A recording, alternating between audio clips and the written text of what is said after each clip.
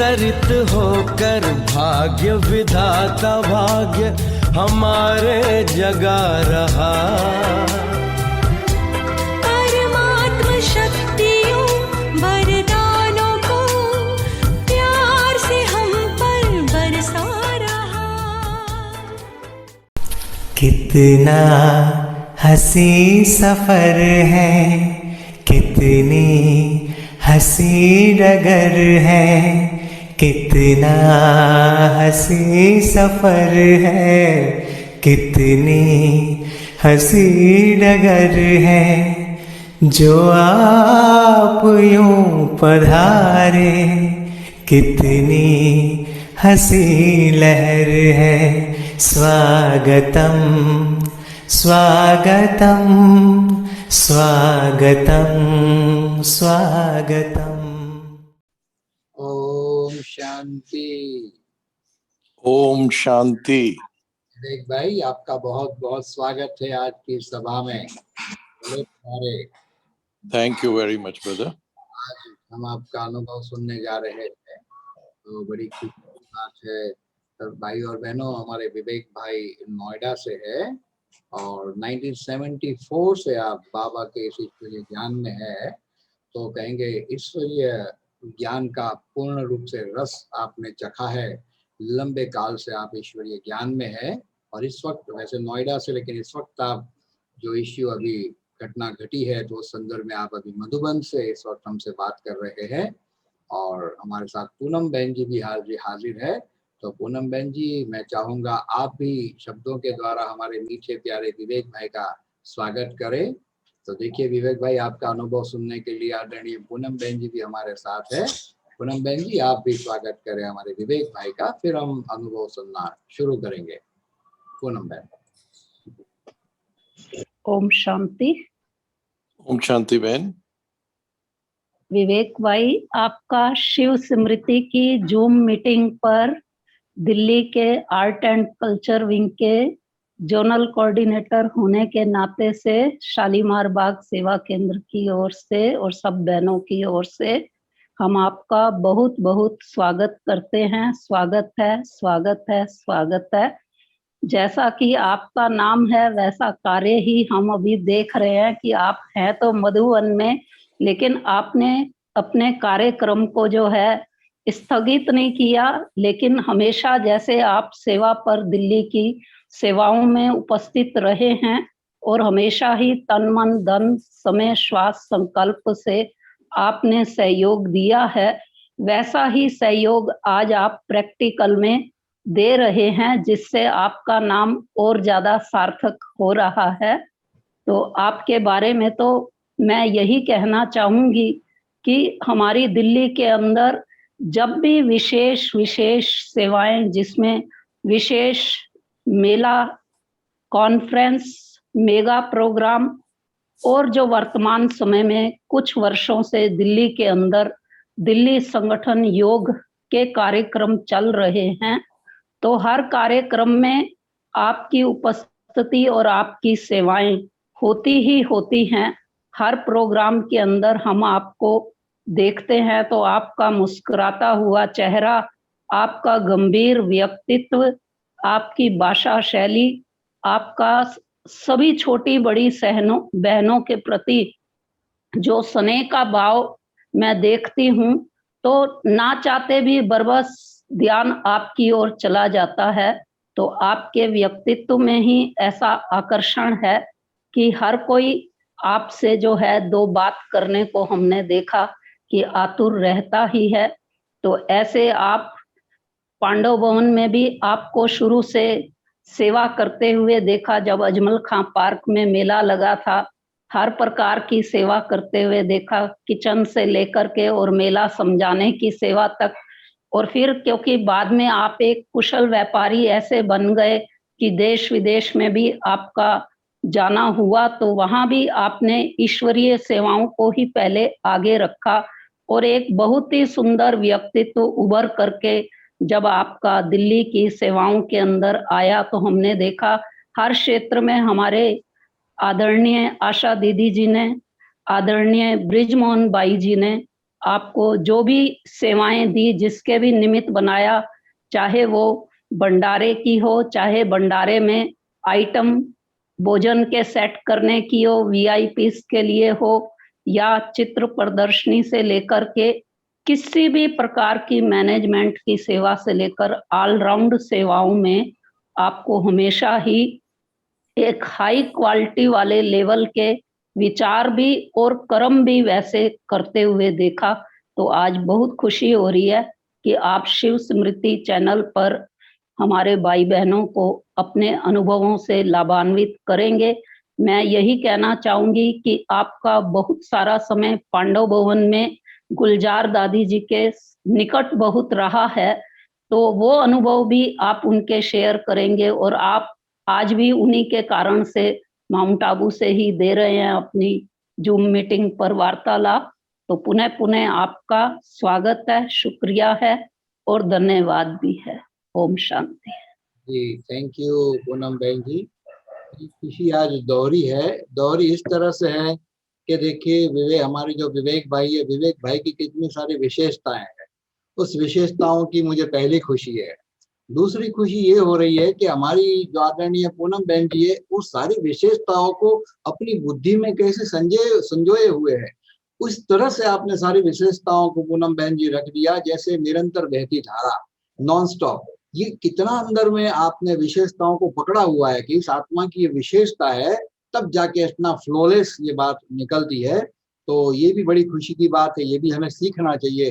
किसी भी आत्मा के गुण को बुद्धि में बिठा के रखना चाहिए, तब जाके जब वर्णन की आवश्यकता पड़े तो इस तरह से प्यारे साथियों वर्णन कर सकते हैं।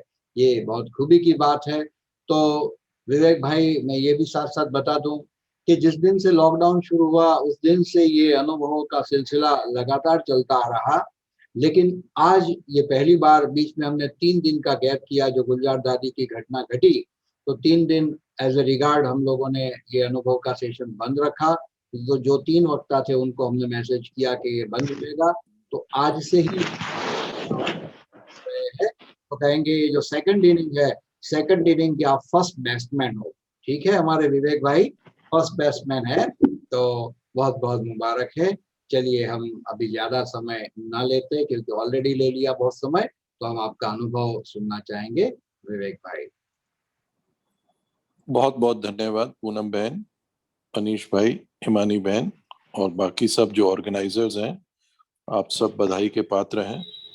आप लोगों ने जो ये सेवा का, अनुभवों का लेन देन, जिससे उत्साह सभी का बढ़े और सबकी पुरुषार्थ भी बढ़े, ये बड़ा एक्टिव जो एपिसोड्स हैं आपके इस समय में, जो कोरोना समय में, ये it's a very good initiative. और मैं समझता हूँ कि ये घर बैठे बैठे और इंटरेस्टिंग वे से लोगों के अनुभवों का लेन देन एक बड़ा अच्छा है। और मैं समझता हूँ this will keep on continuing. Corona तो अब ठीक हो जाएगा, पर ये परिवार के अंदर, संगठन के अंदर जो आपने ये कड़ी जोड़ी है, ये जो आपने रोजरी बनाई है, ये बड़ा अच्छा है। तो इसके लिए आप सभी बधाई के पात्र हैं और बड़ी खुशी है कि इस प्रकार से एक सोल्यूशन निकला। और समस्या के समय पे ही सोल्यूशन बाबा देता है, और जरूर ये इसमें बाबा की ही प्रेरणाएं रही हैं कि इस प्रकार से आप लोगों ने इसको अद्भुत रूप से बराबर चलाते आ रहे हैं।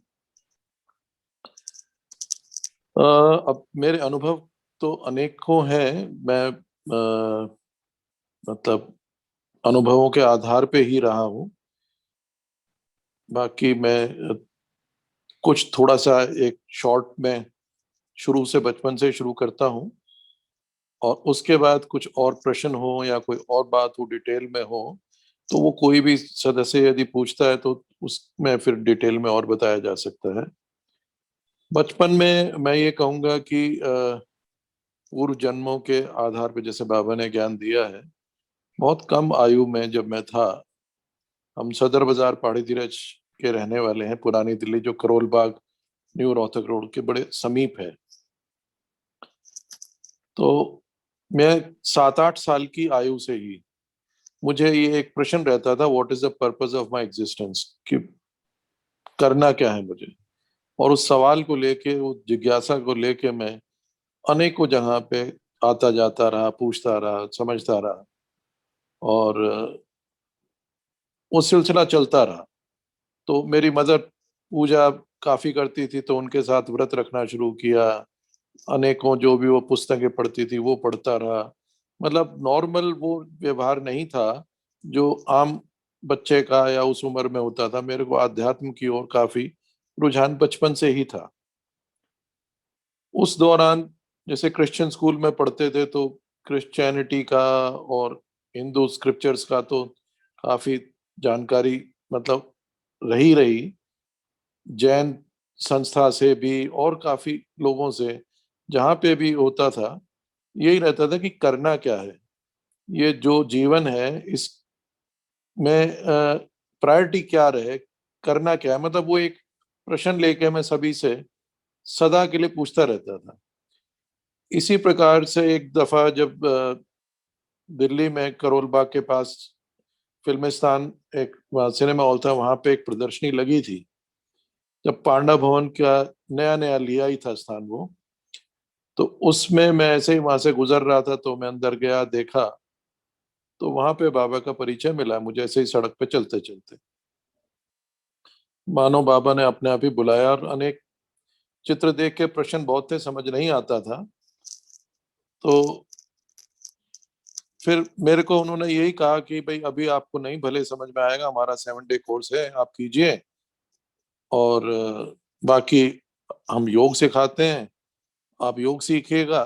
तो मैंने तभी उनको ये बताया 7 डे कोर्स तो कराइए, मगर आप मुझे योग का थोड़ा वो बताइए, वो किस प्रकार से रहता है। मेरी रुचि उसमें ज्यादा थी, क्योंकि मेरे को बचपन में जैसे अलग अलग पूरा पूरा दिन मैं मंदिर में बैठता था, कभी कहीं साक्षात्कार भी हुए अलग अलग समय पे। मतलब एक जुनून था, एक्सट्रीमिज्म थी कि मेरे को कुछ करना तो है जीवन में। लगता था कि साधारण जीवन नहीं है। इत्तेफाक की बात एक ही है कि ज्ञान में आने से 2-3 महीने पहले ही हम कश्मीर गए थे, और एक सोनमर्ग में पहाड़ी थी जहां से कि हम ऊपर चढ़ते थे। तो उसमें एक मुझे लगा कि घूम के जो जा रहे हैं घोड़े और सब लोग, मैं पहाड़ पे चढ़ के उतर जाऊंगा। काफी बचपन में मतलब कसरत करना और वो सब अच्छा था। तो एक ऐसे जगह पहुंच गया कि जहां उस पहाड़ी से मैं ना ऊपर जा पाया ना नीचे जा पाया, और मेरा मतलब पैर फिसला और मैं करीब 200 गज पहाड़ी से नीचे फिसलने लगा। और उस समय मेरे को यही आया कि भाई जैसे मेरे को हनुमान के रूप में काफी साक्षात्कार होते थे, तो मुझे आया कि भाई अगर मेरा जीवन अंत हो रहा है और पूरा जीवन काल का चक्र घूमा, तो उस समय फिर वो आया कि अगर मेरे जीवन में कोई पर्पस है और वो अधूरा रह जाएगा, या कुछ करना है, तो उस प्रकार के पॉजिटिव संकल्प कुछ चले। और उस पहाड़ी से मैं फिर चल गिरते गिरते रुका, एक बूटा देखा, उसकी ओर मैं झुका, बॉडी को एक साइड पे झुकाया और उसकी ओर गया, और वहां जाके रुक पाया। फिर वापस चढ़ा ऊपर, और चढ़ के फिर नीचे उतरा, तो मतलब रात के 12 बजे के करीब मैं नीचे पहुंचा था, जहाँ पे कि सब लोग ढूंढ रहे थे मुझे। हाई एल्टीट्यूड माउंटेनिंग वाले आर्मी का जो था, उन्होंने मुझे ढूंढ लिया था, मगर कुछ पता नहीं लगा था। तो सबने मान लिया था कि ये अभी शायद अवेलेबल नहीं है दुनिया में, और कहीं किसी खाई में या कहीं गिर गए हैं। तो इत्तेफाक से जब मैं पहुंचा, तो आर्मी वाले जो ढूंढ रहे थे मुझे, तो उनके पास में पहुंच गया। और फिर मुझे रियलाइज हुआ कि भाई बाबा ने, उस समय बाबा का तो पता नहीं था, पर ये था कि परमात्मा ने कुछ कराना है। जो जीवन अगर बचा है तो इसका कोई पर्पस है। उसके 2-3 महीने बाद ही दिल्ली लौटने के बाद मेरे को बाबा का ज्ञान मिला। और वहां पे प्रश्नों के, जैसे मैंने बताया, अनेक प्रश्न थे, क्योंकि दुनिया भर की बातें सुनी हुई थी कन्फ्यूजन से। फिर योग का जो मैंने किया अनुभव, बाबा के कमरे में बैठ के बाबा ने ही जैसे मानो हर प्रश्न के उत्तर लॉजिकल वे से मेरे को स्पष्टीकरण होता रहा। और योग में रुचि मेरी शुरू से ही बड़ी अच्छी रही। फिर उसके बाद मैं माउंट आबू आता रहा काफी। एक एक महीना, दो दो महीने की छुट्टी होती थी, जब भी होती थी यहाँ रहता था। भोली दादी के पास, सूरज भाई के साथ भंडारे में बहुत सेवाएं की। और उसका लक्ष्य यही रहता था कि दिन में जब समय होता था तो हम प्रश्न उत्तर चर्चाएं बहुत करते थे और पहाड़ी पे बैठ बैठ के अनुभव बहुत करते थे।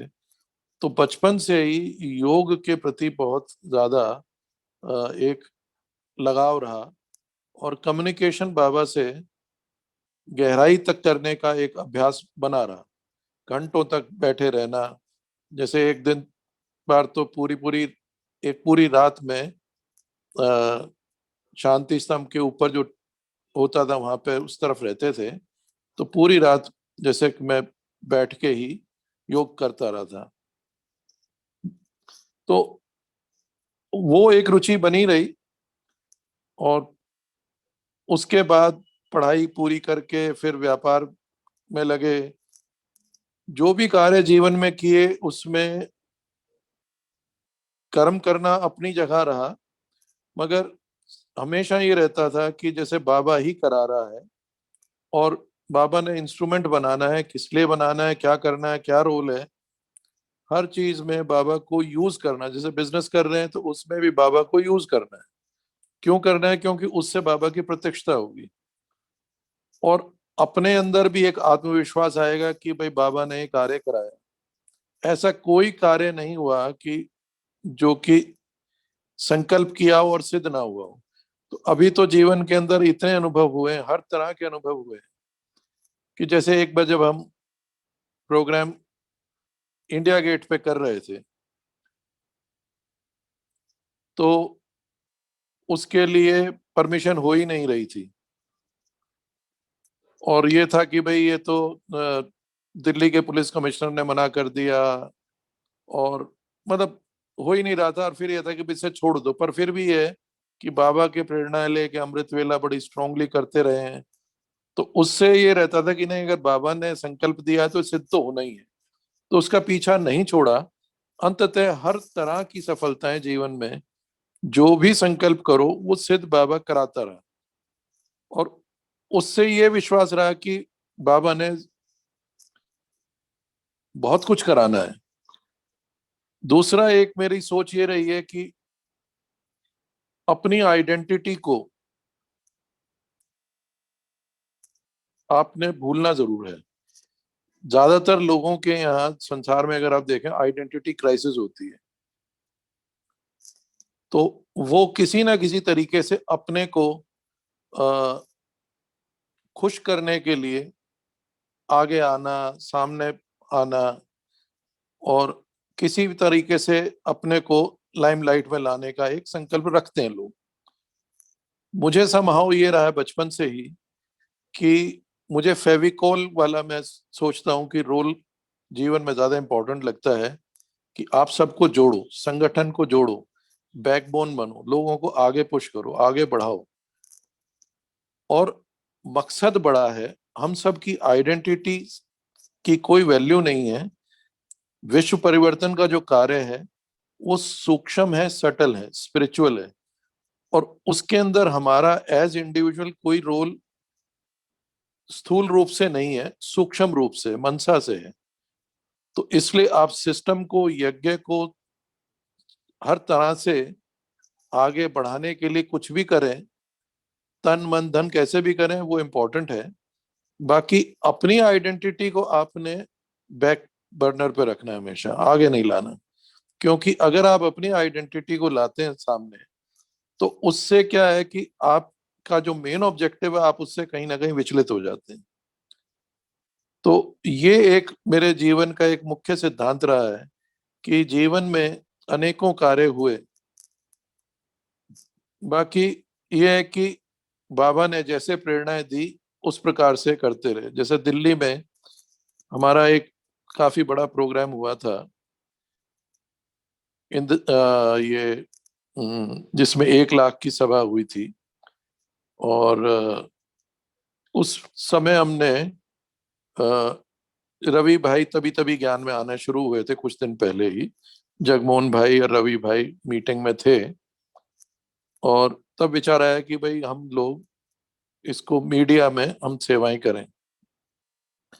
वैसे जानते थे, पर मेरा इनसे कोई इतना ज्यादा कोई पर्सनल रिलेशनशिप उस समय तक नहीं था। तो उस मीटिंग के अंदर भाई साहब ने कहा कि भाई ब्राह्मणों का जो धन है वो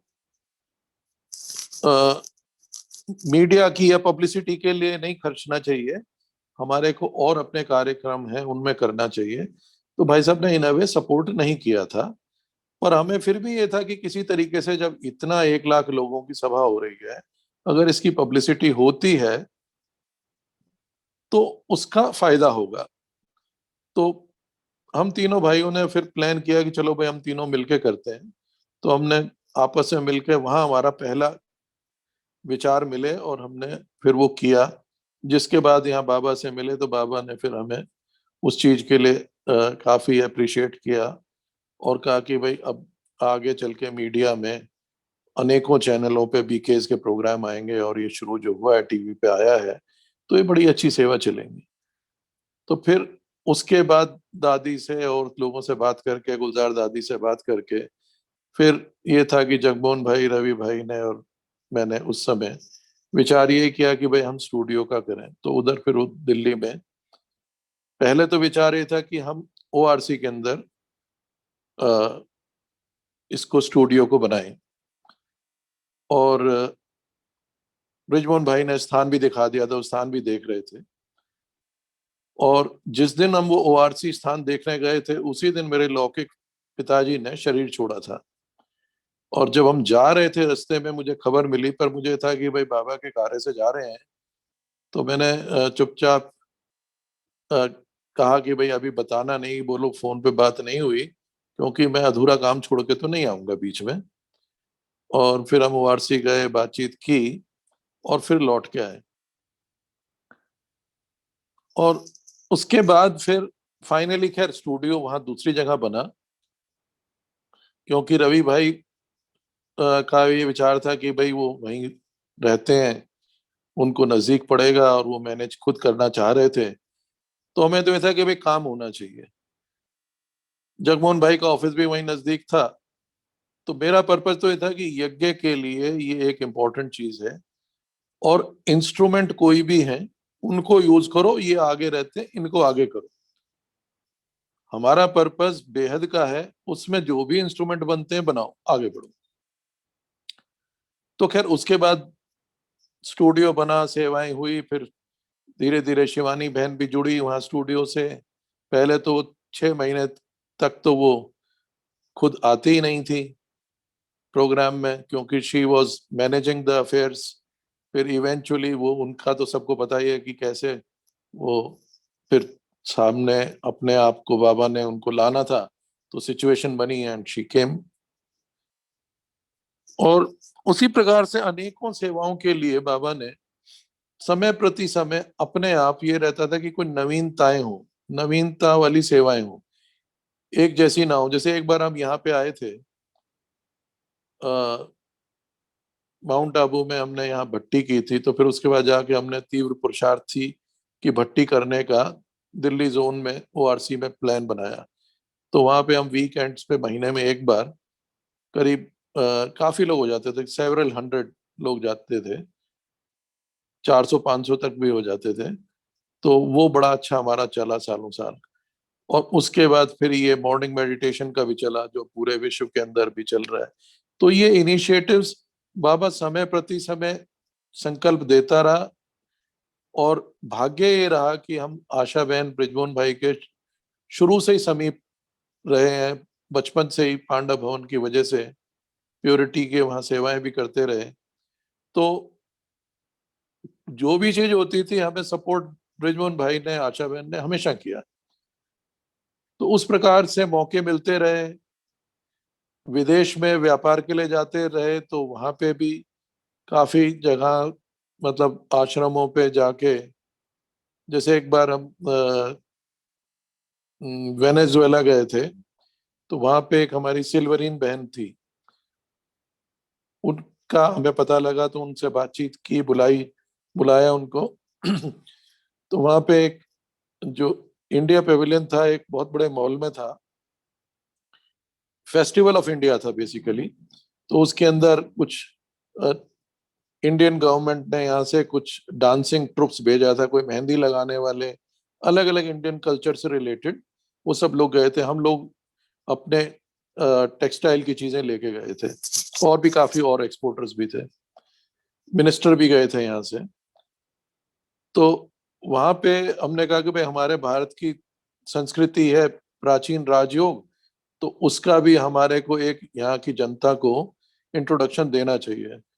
तो क्योंकि मैं वहां पे जो ऑर्गेनाइजर थे उनके साथ अच्छे तरीके से जुड़ा हुआ था शुरू से ही, तो सब लोगों ने कहा हाँ जी ठीक है। तो फिर मैंने उनको बुलाया बहन को दूसरे दिन, और वहां पे राजयोग का डिमॉन्स्ट्रेशन करने के लिए मैंने इंग्लिश में बोला, और वो बहन ने ट्रांसलेट करके स्पेनिश में, और वो सब सुनाया। तो लोग वहां बड़े मंत्रमुग्ध होकर बैठते रहे। वो 10 दिन का प्रोग्राम था, तो 10 दिन तक वहां पे बराबर वो सुबह और शाम 2 बार राजयोग का एक्सपीरियंस कराने लगी बहन। और उसके बाद वहां पर 2-3 सेंटर बन गए। उससे पहले वहां पे कोई सेंटर था नहीं। और आज भी वो बहन मिलती है, बहुत याद करती है। दिवाली का टाइम था, तो फिर हम 2-3 दिन पहले निकल आए थे, तो वो फिर हमारे बूथ के ऊपर भी वो सामान भी वहां पे उन्होंने 2-4 दिन उसको भी बेचने का किया। फिर उसके बाद वहां पे मतलब उनको एक सपोर्ट सिस्टम बाबा ने एक शुरू कराया। और भी जो एक्सपोर्टर्स थे उनको भी लगा कि भाई ये तो बड़ा अच्छा कार्य हुआ इनका, तो उन लोगों ने भी अपने अपने बूथ से जो कोई अगरबत्ती लेके गया था तो उन्होंने वो कंट्रीब्यूट किया। अलग अलग तरीके से काफी एक अच्छा रहा। ऐसे अनेकों देशों में, यूरोप में, कभी कहीं तो मतलब हम अपने बाबा के सेंटरों पे भी जाते रहे, सेवाओं में भी लगे रहे, और व्यापार भी होता रहा। अभी ये है कि फिलहाल के लिए जैसे कोरोना पीरियड जो आया है अभी मुझे लगता है कि जैसे आज की मुरली में भी था, बाबा ने साइलेंस के ऊपर जोर दिया। शांति देवा का एक रोल है जो बाबा बच्चों को देता है। मुझे लगता है कि अब समय जो आ गया है दादी के जाने के बाद, खास तौर पे बाबा ने हम लोगों को इंस्ट्रूमेंट बनाया है विश्व परिवर्तन के लिए, जो कि वाचा से अगर हम करते रहेंगे या करने का सोचेंगे तो बहुत एक लिमिटेड स्कोप है। ये कार्य तो सारा मनसा का है, जो बाबा अव्यक्त रूप से कर रहे हैं या जो एडवांस पार्टी की आत्माएं हैं वो अव्यक्त रूप से कर रही हैं। मगर जो अभी साकारी दुनिया में है उनको भी साइलेंस की पावर से, मनसा से जो कार्य करना है उसमें अब टॉप गियर लगने का समय आ गया है। 85 इयर्स निकल गए हैं संगम युग के, अब ये लास्ट ही पड़ाव है जिसके अंदर हमें टॉप गियर के अंदर अपनी मनसा से विश्व परिवर्तन करने के लिए स्व स्थिति को इतना मजबूत करना है कि जिससे बेहद की लोगों को एक अनुभूति हो।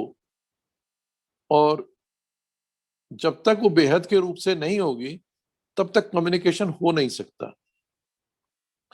यूं तो जैसे गुलजार दादी की बात अभी मुझे ध्यान आई, बचपन में गुलजार दादी पांडव भवन में करीब 6 महीने रहती थी, और रोज शाम को हम 8, 7:30 से 8:30 के करीब, या कभी 7:45 से 8:45, 1 घंटे के करीब गुलजार दादी के साथ रोज ही बैठने का एक सिस्टम था।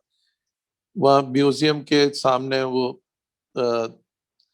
दादी बूढ़े पे बैठती थी, साइड पे एक मैं एक तरफ बैठता था, एक तरफ और हमारे एक और भाई थे अभी जिन्होंने शरीर छोड़ दिया, गुरदास भाई। तो हम दोनों भाई इकट्ठे ही आते थे, इकट्ठे ही जाते थे। और हमारा घर और उनका घर पास पास में था, और हमारा दादी से इस तरह का रिलेशन रहा है जैसे मित्रों का हो, लौकिक मित्रों। क्योंकि दादी के अंदर जो इनसेंस और सिंप्लिसिटी और जिस सुहृदयता का हमें फीलिंग आती थी, तो कहीं लौकिक में भी वो लेवल का कहीं पे वो बात ही नहीं आती थी। तो दादी से इतना स्नेह और इतना अपनापन मिला, बाद में बिजनेस के उसमें भी हर तरह से दादी से इतनी पालना मिली है कि मैं समझता हूँ कि शायद ही किसी और को इतनी मिली हो। और वही मुझे लगता है कि हमारे जीवन का फाउंडेशन है। उसी फाउंडेशन को लेके ही मुझे लगता है अभी हमें आगे अपने जीवन में बढ़ना है। और मैं समझता हूँ कि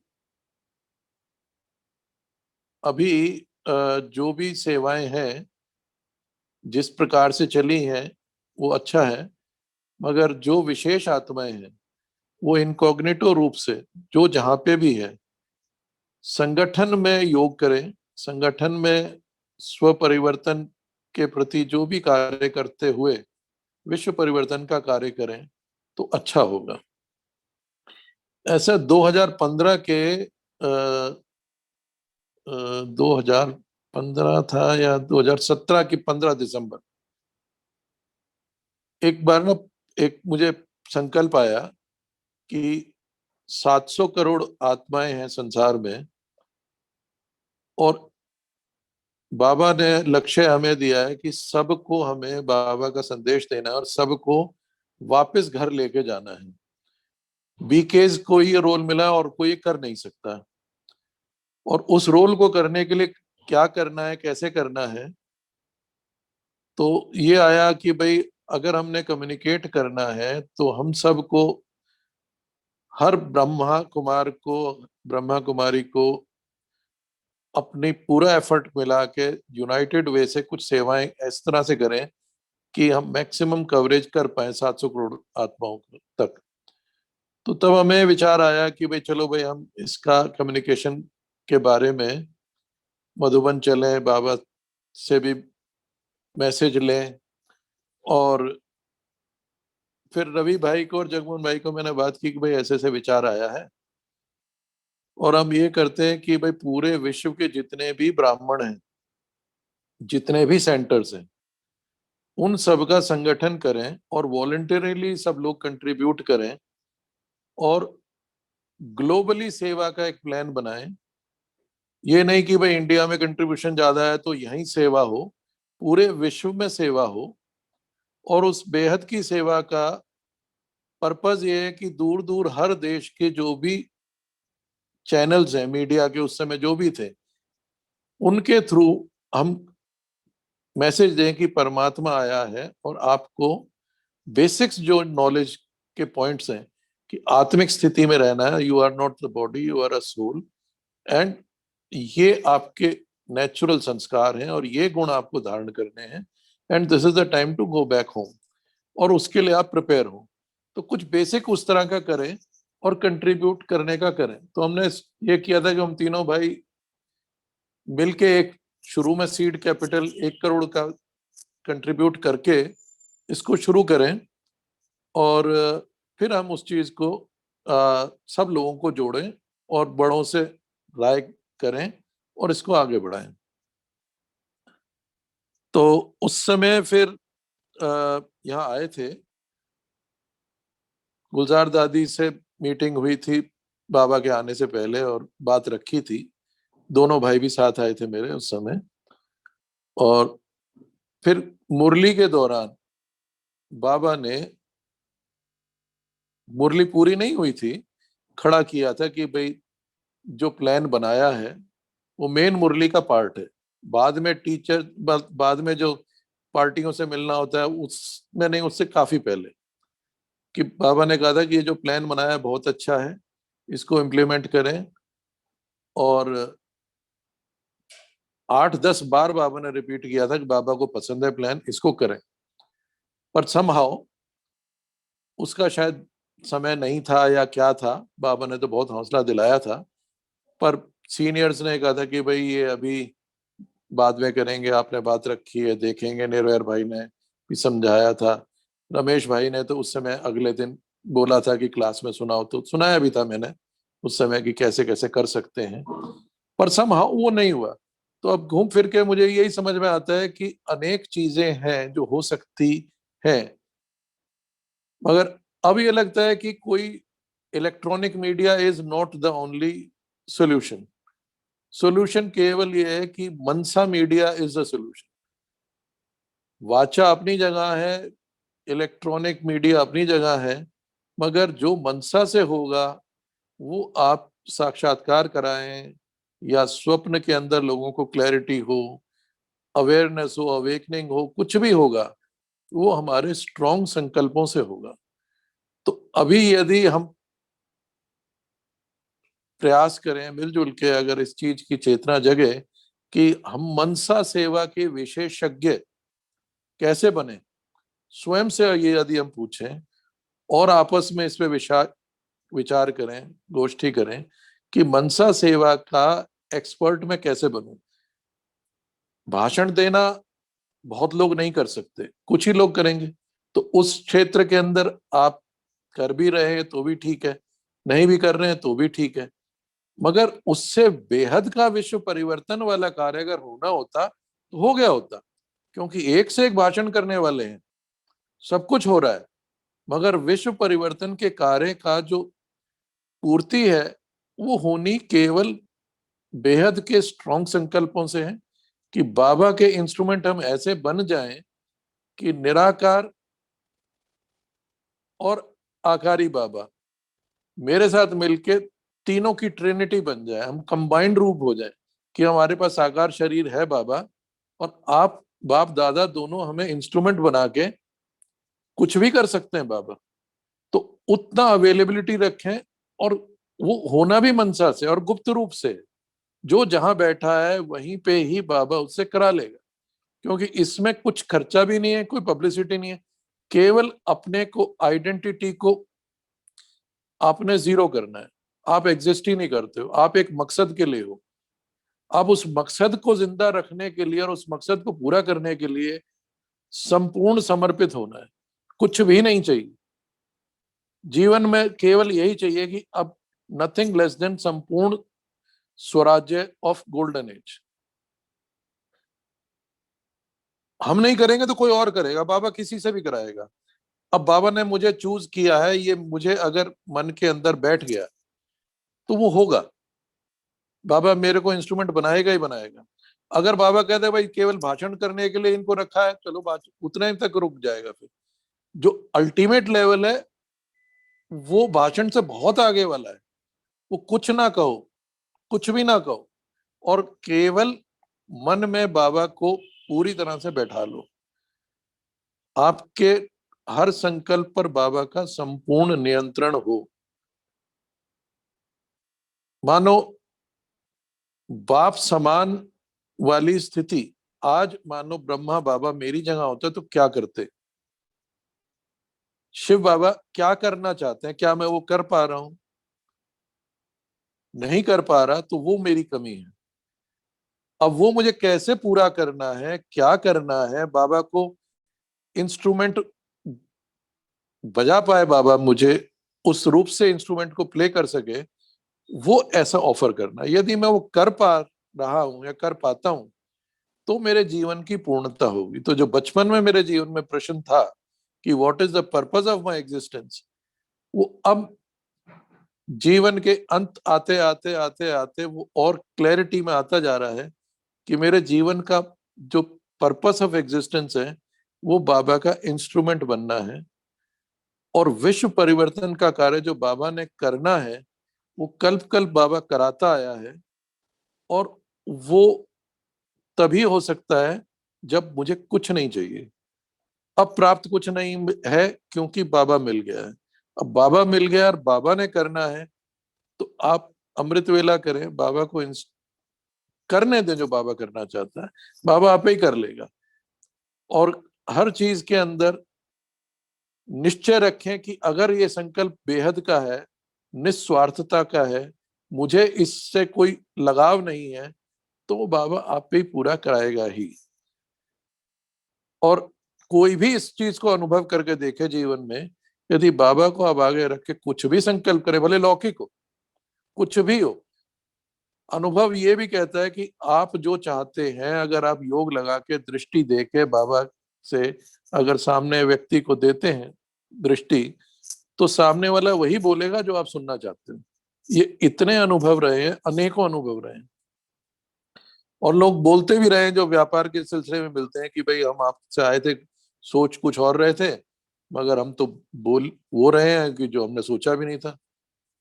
तो इस प्रकार से होता है कि जब हम बाबा को इन्वोक करते हैं और बाबा टेक ओवर कर लेते हैं, तब महसूस भी होता है कि बाबा ने टेक ओवर किया हुआ है, क्योंकि उस समय आप बेहद की स्थिति में आके जिस प्रकार से ब्रह्मा बाबा सोचेंगे या वो करेंगे, उस प्रकार से आपकी बुद्धि का निर्णय होता है, उस प्रकार से आप एक्शन करते हैं, सबको मिला के चलते हैं। जैसे दादी को, दीदी को, इन सब से पालना ली हुई है, सबको मिला के चलने वाला जो इनका यज्ञ का जो एक परिवार वाला जो सिस्टम रहा है, उसको जीवन के अंदर इस तरह से महसूस किया है कि आज अगर ये कहें कि सबसे बड़ी जीवन की प्राप्ति क्या है, कि बाबा के बाद बाबा का परिवार, परिवार से इतना स्नेह मिला है, इतना अपनापन मिला है, लगता है कि जैसे जन्मों जन्मों तक का साथ रहा है।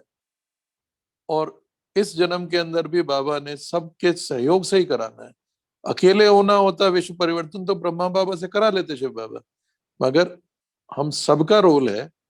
तो आज जो भी सुन रहे हैं या आगे जो भी आपके संपर्क में आए, मैं समझता हूं कि ये एक जो विश्व परिवर्तन की जो क्रांति है, ये मनसा के जुनून से होगा।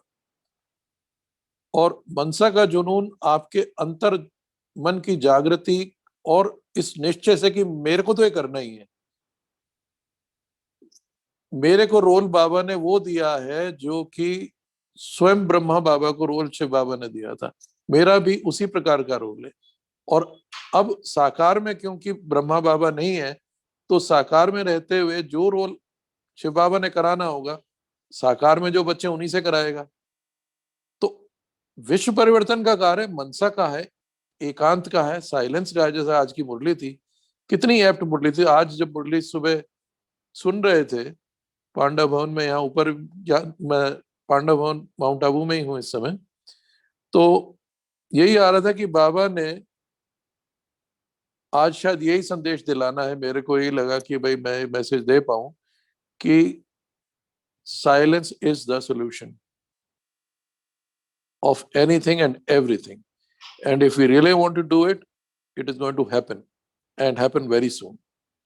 Time has come, it's now and here.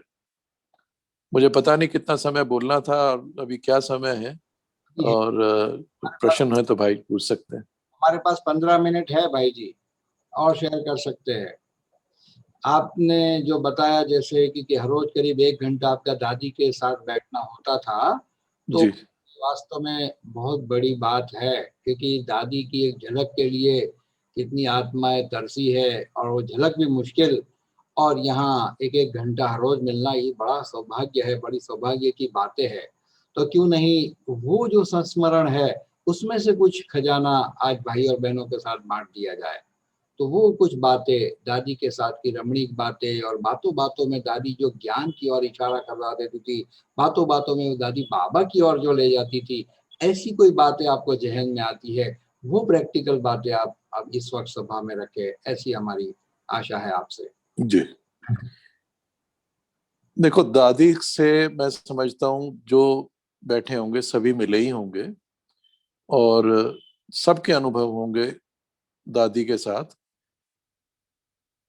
यदि थोड़े भी समय मिले हैं तो सबके, मैं समझता हूँ जो मेरे अनुभव रहे होंगे वो रहे होंगे, क्योंकि बाबा ने दादी को एक ऐसे एग्जाम्पल की तरह रखा कि जिन्होंने ब्रह्मा बाबा को नहीं देखा, तो उन्होंने, बाबा ने दादी के थ्रू किस प्रकार से प्योरिटी की एंजल, सिंप्लिसिटी, इनोसेंस, एक बच्चे वाली जो मन की होती है ना, बिल्कुल प्योरिटी, एक टोटल, जैसे दुनिया में रहते हुए भी जैसे दुनिया से एकदम दूर पूरी तरह से, तो वो एक स्नेह की मूर्ति, जिस प्रकार से दादी हमारे साथ बचपन से ही जैसे रही, योग करने का बारे में, बाबा के बारे में, उनके अनुभवों के बारे में रोज कुछ ना कुछ दादी से जैसे सुनने का अवसर मिलता था। और मतलब ज्ञान के अलावा भी दादी जैसे हमारे को संसारिक लौकिक व्यवहार के बारे में वो भी काफी चर्चाएं करती थी कि किस प्रकार से बाबा दादी को, दादियों को वहां पे सिखाते थे पुराने सारे यज्ञ के संस्मरण। मतलब दादी ने हमारे को यज्ञ के समीप, परिवार के समीप, ईश्वरीय परिवार के समीप लाने का जो फाउंडेशन रखा है, वो फाउंडेशन ऐसा है कि वो ही मुख्य जीवन के अंदर एक निधि फील करते हैं कि अनेकों जन्मों तक हमारा दादी से लौकिक संबंध भी जरूर रहा होगा, अदरवाइज ऐसे पॉसिबल था नहीं। तो अभी जैसे इधर आए तो मन में यही लगा कि जैसे लौकिक में फीलिंग होती है जैसे अपना कोई जाता है, तो उससे कहीं अधिक ही थी। पर बाबा का ज्ञान है तो उसमें मन को यह है अभी कि अब दादी शायद कई सालों से उतने क्लोज संपर्क में नहीं थी, अब मनसा के रूप में दादी will be more actively with me in the main objective of world transformation. अब जो दादी का जो रोल रहेगा, जो अव्यक्त बाप दादा का रोल था, अब वो दूसरे वे से दादी कराएगी। आज जो बोलने वाली बात भी हो रही है, मैं समझ रहा हूँ जो आपने कहा है सेकंड इनिंग्स में जो फर्स्ट जो आपने ऑफर दिया है, इसमें भी कहीं ना कहीं दादी की और बाबा की प्रेरणाएं होंगी कि now we have to change the gear. अब जैसे अब तक चलता आ रहा था वैसे नहीं चलेगा, बहुत हुआ वो। जब तक अब हम नेक्स्ट लेवल पे नहीं गेम को लेके जाएंगे तो उससे फायदा नहीं है। तो समय बदल रहा है, समय ने बदलना ही है, मगर समय को बदलने के लिए हम लोग बैठे। तो इसलिए जो दादी से प्रेरणाएं लेते रहे हैं, तो दादी को सामने एग्जाम्पल और इंस्पिरेशन की तरह से रखते हुए जिस प्रकार से दादी ने अपने जीवन को सार्थक किया, हर ब्रह्मा कुमार, हर ब्रह्मा कुमारी अपने को बाबा का वैसे ही इंस्ट्रूमेंट डेडिकेशन की तरह से जैसे दादी ने रखा, अगर हम लोग ऐसे कर पाते हैं, कुछ भी लोग कर पाते हैं, तो दादी के पर्पस को रेप्लिकेट कर पाएंगे और दादी के साथ जैसे हम हाथ में हाथ मिला के चल पाएंगे, तो दादी को वो ही श्रद्धांजलि होगी। और दादी ने अपने पैरों के निशान छोड़े हैं, देश विदेश में सब जगह छोड़े हैं, और सब दादी को बहुत प्यार करते हैं। और मैं समझता हूँ दादी से जिन लोगों को लगाव है, अब वो जरूर एक्टिव होंगे। ये इस समय मैं समझता हूँ कि लोगों के अंदर बाबा से जुड़ने की और दादी के रोल को स्पिरिचुअली मल्टीप्लाई करने की फीलिंग अगर आनी है, तो इससे बढ़िया मौका नहीं है कि जो अभी दादी के साथ जो इस पीरियड में जुड़े हैं और वो इस रोल को एक्सेप्ट करके, एक्वायर करके अपने जीवन को आगे बढ़ाते हैं, तो बहुत कुछ हो जाएगा। जी जी, बहुत अच्छी बात।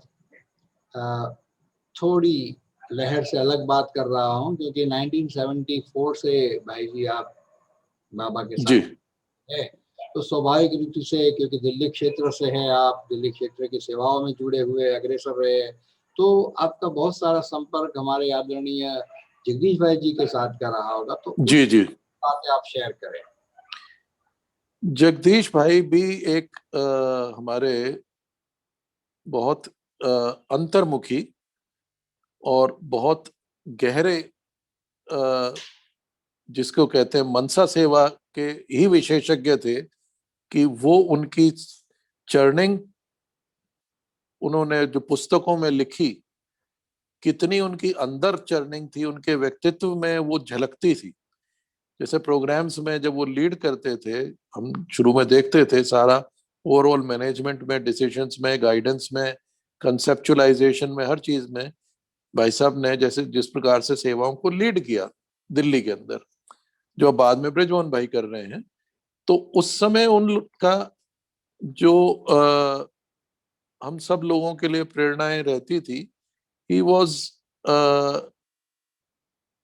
सो कंफर्टेबल विद एवरीवन, कि सबको उत्साह में लाना, सबको, मतलब ज्ञान ही नहीं, बाकी उनका व्यक्तित्व और व्यवहार वो इतना अच्छा था, अद्वितीय था, कि आज भी उनको हम यदा कदा जब भी प्रोग्राम बड़े होते हैं, कुछ भी होता है, तो वो हमारी स्मृति में रहते ही हैं।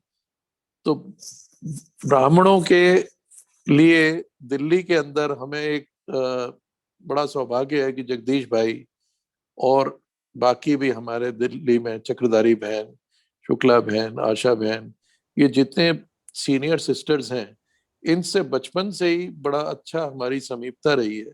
और इन लोगों ने सबने बड़ी पालना देखा है, जो आज बात क्लैरिटी से समझ में आती है कि जैसे ज्ञान है, जब तक ज्ञान की एप्लीकेशन नहीं करेंगे तब तक वो उसका पर्पज ही नहीं है, कि ज्ञान है भी या नहीं है, आपने यूज ही नहीं किया, अप्लाई नहीं किया, तो उसका पर्पज नहीं। तो इन लोगों ने जो एप्लीकेशन करके जो सफलताएं हमें दिखाई, उससे उत्साहित होके जो भी ब्राह्मणों ने आज इतनी दिल्ली के अंदर सेवाएं हुई हैं, वो हुई है। दूसरा एक वैसा हमें ये लगता है कि बाबा ने जैसे कहा है, अनेक बार अव्यक्त बाप दादा ने भी कहा है, कि गोल्डन एज दिल्ली में है।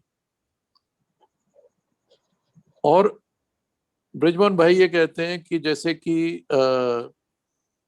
छावनी होती है, वो आपका मधुबन है, मगर जो युद्ध होता है या जो राजगद्दी मिलती है, वो दिल्ली में मिलनी है। तो हमारे को दिल्ली के अंदर जो भी लोग हैं, उनके ऊपर बाबा ने एक स्पेशल दायित्व दिया है कि गोल्डन एज को लाने के लिए they have to play an extraordinary role. तो हमने जो दिल्ली के अंदर जो सेवाएं की थी, अलग अलग महीने में मॉर्निंग मेडिटेशन की, अलग अलग पार्क्स में, अलग अलग जगह, उसमें यही होता था। सबसे पहला हमने किया था महात्मा गांधी की समाधि पे, और वहां पे उगता हुआ सूर्य जब निकला था सुबह सुबह, वहां पे हम 3 बजे करीब पहुंच गए थे, और जैसे धीरे धीरे सूरज जब निकला, तो ऐसे लग रहा था जैसे हमारा ही स्वराज का सूर्य उदय होने का समय आ गया है। और फिर अलग अलग जगह पे जैसे हम भूमि पूजन की तरह से मॉर्निंग मेडिटेशन जाके करते थे, तो प्रकंपन पूरी दिल्ली के अंदर फैली है वो। और संगठन से योग जो हुआ, उससे हम लोगों को तो ये भावना है कि बाबा ने विश्व परिवर्तन के लिए धरनी तैयार की है, कि योग संगठन में जब किया जाता है और अलग अलग स्थान के अंदर जो एनर्जी चार्ज हुई है, तो वो इवेंचुअली दिल्ली क्षेत्र के अंदर एक बाबा ने एक यज्ञ की तरह से वो आहुति दिलाई है ब्राह्मणों से। और इस चीज का ये भी है कि जो भी ब्राह्मण पूरे विश्व में कहीं पे भी हैं, वो लोग मनसा से दिल्ली को एनर्जाइज जरूर करें, क्योंकि यही आपकी राजधानी है। इवेंचुअली आप सबको यहीं आना है, और हम आपकी राह जोत रहे हैं कि आप जल्दी से जल्दी उसको सब लोगों को लेके यहाँ आए और हमारा स्वराज चालू। बहुत अच्छा, बहुत अच्छा, बहुत अच्छी बातें भाई जी आपने सुनाई। तो आपको सुनते सुनते मैं सोच रहा था कि ज्ञान की अंडरस्टैंडिंग के साथ साथ ज्ञान की कितनी गहराई में भी आप जाते हैं, और कुछ बातें यकीनन आपने ऐसी सुनाई है कि आपके इस 1 घंटे के अनुभव के सेशन को वास्तव में दोबारा सुनना चाहिए। क्यों, आपने बहुत कुछ बातें जो है ना, वो बहुत गोपनीय, गुह्य और गोपनीय बातें भी कही है। जैसे कहा, विश्व परिवर्तन का कार्य मनसा की जागृति से होगा। आज की मुरली की जो आपने गहराई की बातें भी कुछ बताई, वो भी सैल्यूट मारने को मन करता है कि विश्व परिवर्तन का ये कार्य मनसा की जागृति से होना है, बाकी ये वाणी से नहीं हो सकता है। यकीनन ये बात 100% आपने ठीक बताई। बहुत सारी बातें, और जो शुरुआत में आपने आइडेंटिटी क्राइसिस एक वर्ड यूज किया, बहुत गजब की बात वो लगी भाई साहब। आइडेंटिटी क्राइसिस ये बड़ा गजब का खेल है, और इसी पे तो कई बातें, घटनाएं घट जाती है, कई नाराज हो जाते हैं। लेकिन आपने निरहंकारिता की जो बात कही कि अपनी आइडेंटिटी को हमें बिल्कुल छिपा के रखना चाहिए, बाबा को आगे करना है, बाबा की बातें यहाँ है, ये साधारण बात नहीं है। क्योंकि इस ब्राह्मण जीवन में बहुत कुछ छूट जाता है, लेकिन ये आइडेंटिटी वाली बात है वो जल्दी छूटती नहीं है। तो ये भी आपने, और साथ में आपकी समर्पणता का जो उदाहरण मैंने देखा कि आप सेवा में निकले थे और लौकिक फादर की डेथ का आपको मैसेज मिला, लेकिन नहीं, ईश्वरीय सेवाओं के कार्य में जा रहे हैं, लौट नहीं सकते। ये जो बात है ना, ये असाधारण बात है, ये बिल्कुल असाधारण बात है। तो बहुत बहुत मुबारक मैं देना चाहता हूँ। कितनी, और भाई साहब एक और बात मुझे जहन में आई, और आप भी इस बात से एग्री होंगे, पूनम बहन आपका इसमें पार्ट है। क्या पार्ट है? देखो, आज आपका ये अनुभव का जो सेशन है भाई साहब, वो तो बहुत दिनों पहले फाइनल हो चुका था, हमने कोई आज तो फाइनल किया नहीं है।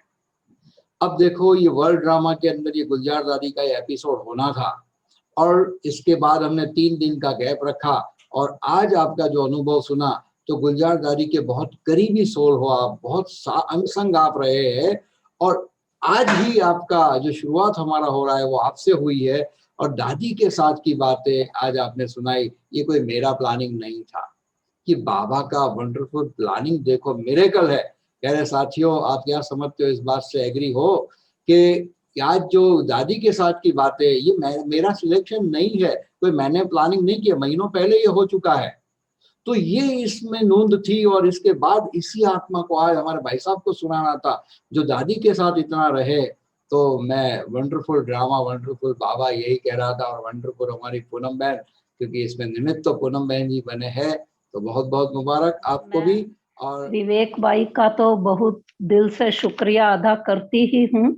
बाकी जैसे आप विवेक भाई से गुलजार दादी जी के साथ के अनुभव की बात कह रहे थे, तो मैं भी थोड़ा सा सुनाना चाहूंगी उसमें, कि मेरी तो शुरुआत ही दादी जी की दृष्टि लेकर, दादी जी के वरदानी बोल सुनकर के ही समर्पित जीवन की शुरुआत हुई थी। दादी जी के सामने ही पहले पहले अनुभव का एक गीत रखा था, और उसके बाद दादी जी की गाइडेंस में ही समर्पित जीवन में आने वाली दिक्कतों का कैसे समाधान किया जाए, वो उन्हीं के निर्देशन में चलती थी। क्योंकि कई बार जैसे टीचर बहनों की मीटिंग होती है, कई बातें निकलती, तो जैसे बीच में कुछ कहते भी थे, तो दादी जी बड़े प्यार से कहती थी कि इसकी अपनी कोई बातें नहीं है, ये तो सबकी बातों को लेकर के ये बात कह रही हैं। तो ऐसे शुरू शुरू में जब मैं दिल्ली में आई थी, तो लौकिक परिवार से दूर होने के कारण से और दिल्ली में एडजस्ट हो जाएं, तो हमारी थोड़े दिन सर्विस भी की थी टीचिंग जॉब के अंदर। तो माउंट से मैं दिल्ली में दादी जी के साथ आई थी एक बार। तो रास्ते में दादी जी ने मेरे को जैसे एक ये गाइडेंस दी कि जब भी आप स्कूल के अंदर बच्चों को पढ़ाते हो, तो आप कभी उन पर स्केल नहीं उठाना, क्योंकि अगर आपने ऐसा कर्म किया तो आपका कई गुना हिसाब किताब बन जाएगा, उनका कुछ नहीं जाएगा। तो आप इस बात का ध्यान रखना।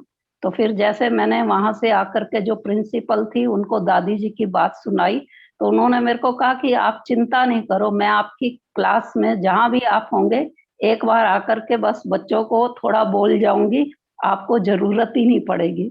तो ऐसे मतलब दादी जी की गाइडेंस और वो पावर ने ऐसा कार्य किया कि जो थोड़ा समय हमने निकाला सर्विस में, तो कभी भी हमको ऐसा हिसाब बना ही नहीं कि किसी से हिसाब किताब बन जाए। और ऐसे ही जब थोड़ा सा घुटनों की तकलीफ का भी आया था, तो दादी जी इतने प्यार से पूछते थे कि पूनम ठीक हो, आपके घुटने ठीक हैं, आप बिल्कुल ठीक हो। बस उनका इतना बोलना, प्यार से देखना, वही एनर्जी भरने के लिए बहुत ज्यादा होता था। तो इस तरह से बहुत समीप के अनुभव और भी हैं, लेकिन ये एक ऐसे जैसे उस समय की जरूरत थी हमको उनके शब्दों की, उनकी दृष्टि की, वो मिली समय अनुसार। तो ये जीवन बहुत अच्छा आगे बढ़ गया। ओम शांति। आप सबका आ गई है। एनीवे, तो भाई जी अभी हम आज का ये सेशन पूरा करते हैं। कुछ पल आप बाबा की याद में बिठाए, सबको दृष्टि दे विवेक भाई, और जी। फिर पूरा करेंगे। ठीक है पूनम बहन जी, इजाजत है, पूरा करें? ठीक है, चलिए कुछ पल बाबा की और इस वक्त दादी की भी स्मृति आ रही है, तो कुछ पल बैठते साइलेंस में और फिर पूरा करेंगे।